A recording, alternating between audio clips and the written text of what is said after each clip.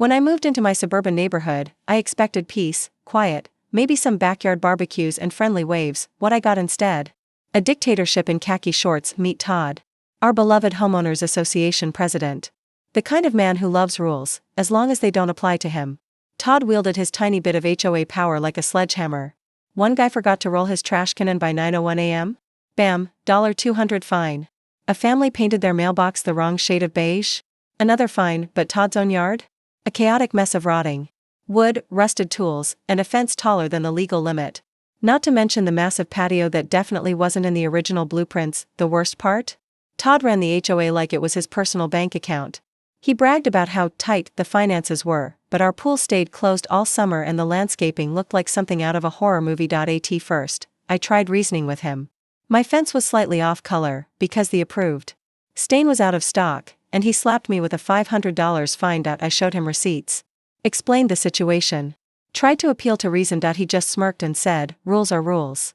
That was the moment I realized, if I wanted peace, I wasn't going to ask for it. I was going to take it. Todd underestimated me. That was his first mistake. I started attending HOA meetings, not to complain, but to volunteer. I played the part, friendly, eager, just happy to be involved. I got on the board. Sat quietly. Took notes. I watched how Todd manipulated the system. He bullied the less assertive board members and buried everything in legalese. He'd schedule votes when only his loyalists were present, and lose any paperwork from homeowners who dared push back. For 2 years, I said nothing. I listened. I observed, and I waited. Then came mistake number 2. Todd wasn't just a tyrant, he was a thief. Our HOA fees were higher than any surrounding neighborhood, and for what? A broken pool, dead grass, cracked sidewalks. Todd always said, the budget's tight, we're doing our best. But when I formally requested the financial documents, something all homeowners have a right to, he ignored me. So I started asking around. Turns out, I wasn't the only one suspicious. Several neighbors had asked for financial transparency. Over the years, they were all brushed off. One neighbor swore Todd had used HOA funds to build a brand new stone patio at his house.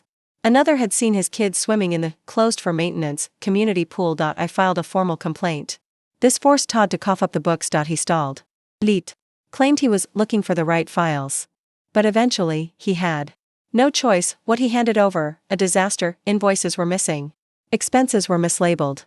Entire months had no documentation, but I dug deeper. One so-called landscaping fee was $15,000.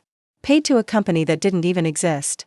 Thousands labeled as administrative costs, with zero explanation. Then I found the jackpot, bank transfers, straight from the HOA account to Todd's personal account. I also traced inflated invoices from a maintenance contractor. Guess who the contractor was? Todd's longtime buddy. They'd jack up prices on simple repairs and split the profits. I compiled everything into a detailed report, spreadsheets, printed emails, notarized statements from neighbors, even photos of Todd's new patio, built suspiciously close to the day a $12,000 expense was filed. I wasn't just holding a grudge anymore. I was holding a noose. The annual HOA meeting was usually a ghost town. Not this time. For weeks, I went door to door, talking to neighbors. Not giving away the full story, but enough to stir curiosity. Enough to get them angry. The night of the meeting? Packed. Standing room only. Todd walked in looking smug. He launched into his usual speech about hard work and community sacrifice. I stood up. I have a few questions about the budget. He laughed nervously. This isn't the time or place. No, I said, it's the perfect time. I handed out copies of my report to everyone in the room. Whispers turned to gasps. Then shouting. Todd tried to take control, but the room was gone. I called for a vote to remove him as president. It passed. Overwhelmingly, Todd was done. We hired an independent auditor. They confirmed everything. Todd had embezzled over $50,000. He was charged with multiple counts of fraud. Civil lawsuit? Filed. Restitution? Ordered. He had to sell his house to cover the damages, and his contractor buddy? Blacklisted. Banned from working in the entire county. Todd tried to join a nearby HOA board in a different town, only to be laughed out of the room when someone Googled his name. His reputation? Gone. His power? Gone. His smug little empire? Reduced to rubble. Every time I walk past Todd's old house, now owned by a sweet family with actual landscaping, I smile. The pool is clean. The grass is green. HOA fees are lower than ever. We changed the rules. Put in term limits. Built transparency.